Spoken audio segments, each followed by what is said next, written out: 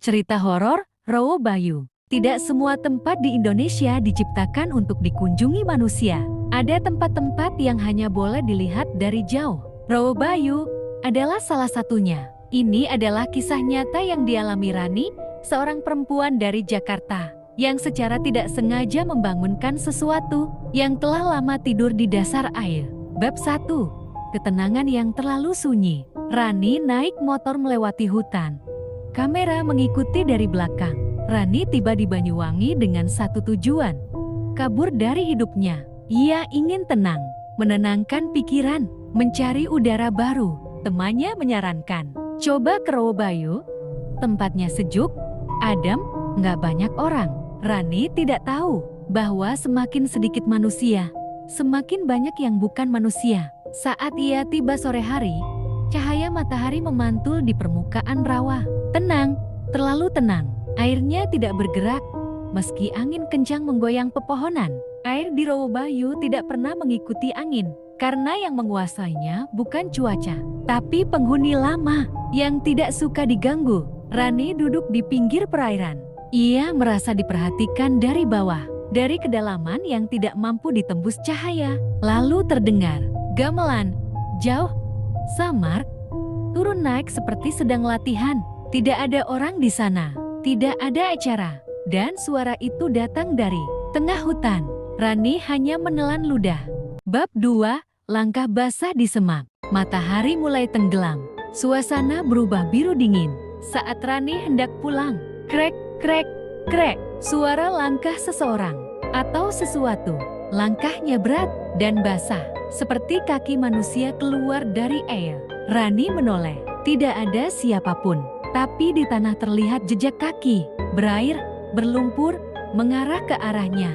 Di Rawa Bayu, kadang sesuatu mengikuti. Meski kamu tidak melihat apapun, Rani mempercepat langkah, namun langkah itu ikut mempercepat. Dari semak, dari kabut, dari arah Bab 3. Penjaga yang sudah mati. Motor Rani tidak menyala. Kabut mulai turun. Rani panik, motor tidak mau menyala. Ia mencoba berkali-kali. Lalu dari kabut muncul seorang kakek tua. Pakaian lusuh dari zaman kolonial. Tatapan sendu, kulit pucat. Kakek, endok, cepat pulang. Jangan sendirian di sini selepas maghrib. Rani gemetar. Bapak penjaga. Kakek itu tersenyum tipis. Ia menyentuh motor dengan ujung jarinya. Motor langsung menyala. Kakek, pulanglah. Malam ini airnya gelisah. Rani menoleh sebentar. Sosok kakek itu sudah hilang di dalam kabut. Bab 4. Wajah di dasar rawa. Kamera mengikuti motor bergerak. Wajah-wajah muncul di air. Ketika Rani berlari dengan motor, ia melihat ke arah rawa dan membeku. Di permukaan air muncul satu wajah. Pucat, mata hitam cekung, rambut berlumut. Wajah itu menatapnya. Lalu satu wajah lagi muncul. Lalu 5, lalu belasan. Mereka naik pelan, tanpa suara, hanya mata yang bergerak. Salah satu wajah tersenyum lebar, senyum yang tidak mungkin dimiliki manusia. Rani hampir menabrak pohon saking paniknya. Bab 5. Sejarah yang disimpan air. Rumah kayu sederhana, lampu remang, penduduk lokal berkumpul. Keesokan harinya, Rani kembali bersama Bu Rasmi. Ia menceritakan semua. Saat menyebut kakak tua bersarung, wajah Bu Rasmi berubah pucat. Bu Rasmi, itu Mbah Rano, penjaga Rawa Bayu. Rani, tapi dia hidup. Dia ngomong sama saya. Penduduk saling pandang penuh takut. Bu Rasmi, Mbah Rano sudah meninggal 30 tahun lalu. Kalau kamu melihat dia, berarti semalam kamu diincar penghuni bawah air. Rani akhirnya tahu, Rawa Bayu tidak hanya menyimpan sejarah, tapi juga jiwa-jiwa yang tidak pernah pergi. Bu Rasmi menjelaskan 3 rahasia kelam Rawa Bayu. Pertama, sisa peperangan zaman kerajaan. Ratusan mayat dilempar atau melompat ke rawa. Air menelan mereka, tapi tidak memurnikan. Kedua, ritual pemanggilan yang gagal. Sekelompok orang mencoba memanggil penjaga leluhur. Yang datang bukan penjaga.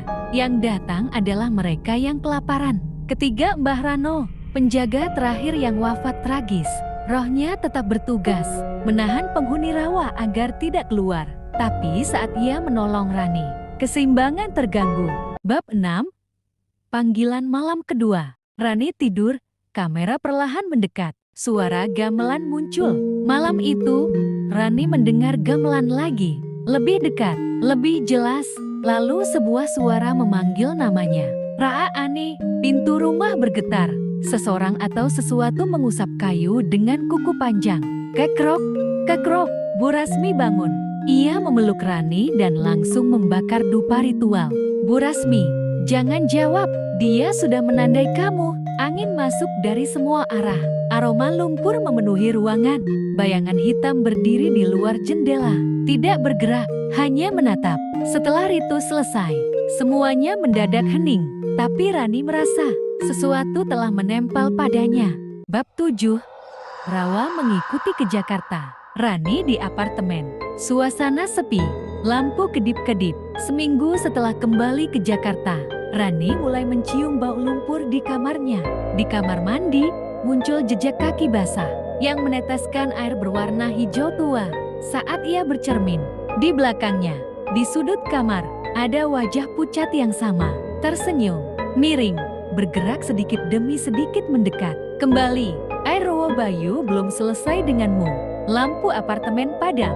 Dalam gelap, terdengar suara gamelan dan bisikan. Kau membangunkan kami, dan kami ingin kamu kembali. Anding pulang tanpa kembali. Suasana kabut Rawa Bayu. Seminggu kemudian, Rani menghilang. Motor sewaannya ditemukan di pinggir Rawa Bayu. Di tepi air, ada jejak kaki Rani masuk ke dalam rawa. Tapi, tidak ada jejak keluar. Air di Rawa Bayu tampak tenang seperti biasa. Terlalu tenang. Sampai hari ini, orang-orang yang berkunjung ke Rawa Bayu kadang melihat wajah perempuan muda tepat di bawah permukaan air, meminta tolong, atau mengajak bergabung. Tamat. Terima kasih sudah menonton. Jumpa lagi di cerita-cerita lainnya, yang pastinya lebih seru ya teman-teman. Dadah. Jangan lupa like, komen dan subscribe-nya ya teman-teman. Wassalam.